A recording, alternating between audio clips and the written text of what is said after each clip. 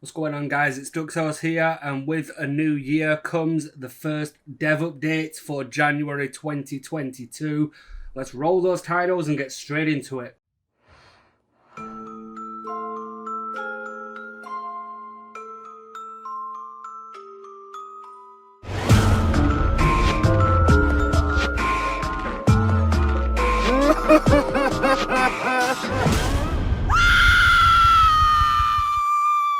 So the first update from the devs in 2022 has been split up into two parts, and I want to start with the Leatherface masks being the issue.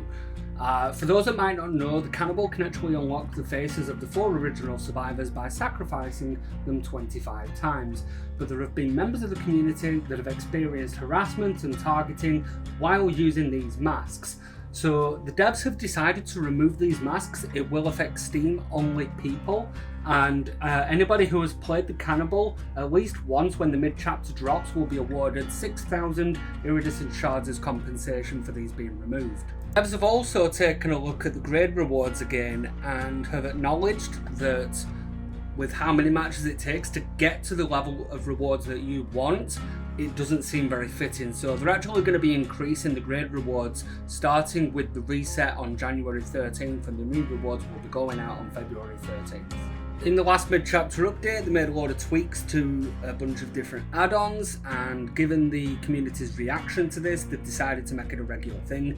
So they're going to be making some more regular updates and tweaks to add-ons as part of future updates, and in the first batch of them in the mid-chapter they're going to be making some alterations to add-ons for the Blight, Cannibal, Clown, Pig, Twins, Nemesis, Huntress and Oni.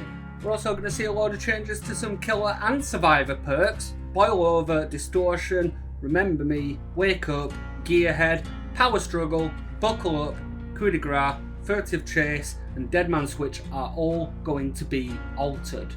Anyone who's played Dead by Daylight on Steam will share my pain with this. When you download a patch, there's a missing file, you're having to re-download extra stuff, and before you know it, you just ended up having to download the whole game. So they're making an adjustment with the mid-chapter for anybody that's using Steam. They're going to be changing the compression on the files so that your patch times are as much as 50% faster, and it will also decrease the amount of space that your hard drive or your SSD needs for the game. They're going to be restructuring the chunks in a future update, because with a lot of these games that download patches and make alterations for live events and stuff, you tend to find that they will actually be in smaller chunks, and at least then you're only downloading that small file rather than the whole game over and over again. So they're going to make these adjustments in the future with all platforms and make patch times a hell of a lot quicker. We're a few months into skill-based matchmaking now, so this is a bit of a contentious issue for some people. We've seen it plenty of times before where you might be a new killer and you end up coming up against iridescent ranked people who have high MMR, and it seems quite skewed across the board, and it can happen as well for survivors where they might get an iridescent ranked 1 or they might get a high MMR killer. So they're going to be lowering the default rating for new players so that they're more likely to actually be playing against each other and build up their MMR that way. They're going to be making some changes behind the scenes as well, and we're going to go over those now. So the first two areas that we need to cover with this is backfill improvements. So if you're in a lobby and somebody leaves and you need to find a replacement, the backfill, which is what affects this, heavily favours a quick replacement over a quality one, and this can lead to problems where players are outside of the normal skill range. You might end up where a group of silver 4s end up where one leaves and then they are backfilled by an Iri 3. So they're going to work towards finding a good balance between quality and wait times.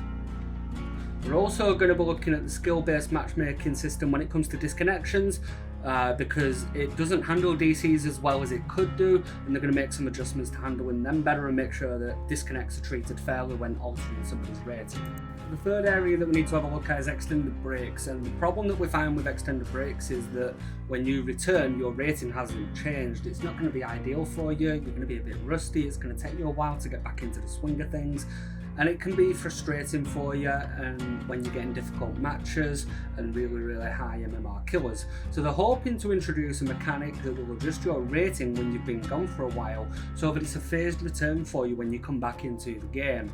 We're also going to see some general improvements as well, and this is where the game will detect which server you have the best connection to and match you with other players who are linked to that server. Now the problem that you find here is that your server may be quiet and there may be somebody in your group who is based elsewhere in the world who would actually have a good connection to another server. So what we're hoping to see here is that they're going to make some good connections to more than one server. They want to open up the matchmaking across servers so that you can find matches with either set of players really quickly, and hopefully that'll balance out the queues in the off-peak hours, and you'll find them that you can play Killer or Survivor a lot more regularly than waiting in between lobbies. And the final piece of news from the dev update, and probably the best part of it as well, is an adjustment that we're going to get on the Survivor HUD that will let us know what other people in the group are actually doing at that moment. So it gives us an idea as to whether somebody's doing a generator, whether they're in a chase with a killer, whether they are cleansing a totem, whether they've gone for Pinhead's box. So it gives us an idea of what everybody's doing so we can make the right judgment calls if we need somebody to go for an unhook, for example. And this will give us a better idea in the match rather than having to rely on voice chats like through Discord. That should cover the dev update. If you're interested in future content from myself, make sure you hit the subscribe button. Don't forget to turn on the notification bell. You can also follow us at Twitch. The link is down in the video description, and I'll catch you guys next time.